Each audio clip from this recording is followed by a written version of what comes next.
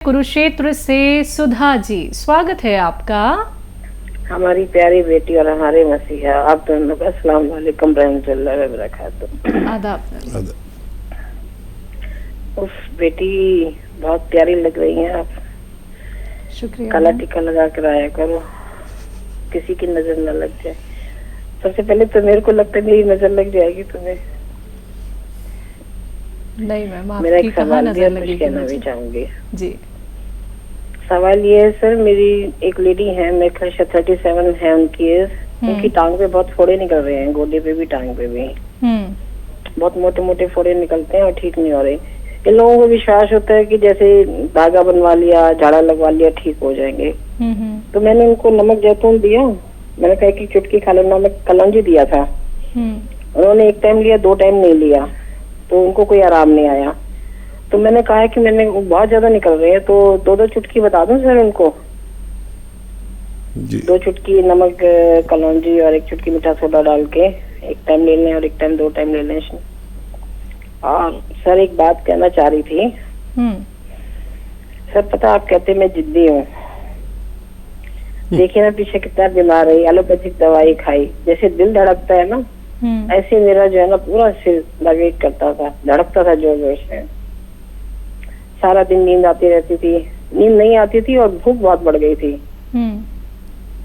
बच्चों की डर की मारी मैं दवाई खा लेती थी। मैंने कहा वो गुस्सा होंगे कि दवाई खा लो, मैंने उनको बिना बताए दवाई छोड़ दी और आपके मेथी वाला नुस्खा लिया और मैं गरारे करने शुरू करे। मेथी के पानी के गरारे करे थे नमक डाल करके। सर देखिए बिल्कुल ठीक हो गई मैं उससे।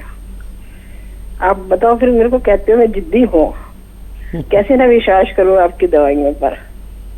अर्ज है जी, इरशाद। तेरी रहमतों से जिंदा हूँ मालिक, तेरी बंदगी तेरी करुणा में बंदी हूँ मालिक, तुम्ही ने तो जीने के काबिल किया है, तेरा शुक्रिया है, तेरा शुक्रिया।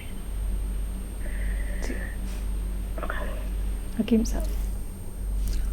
हाँ देखिए, मेरी आपसे दरख्वास्त ये रहती है कि एलोपैथिक दवाइयाँ भी काम करती है और ज़रूरत पड़ने पर इन्हें ले लेना चाहिए, क्योंकि ज़रूरत पड़ने पर मैं भी ले लेता हूँ।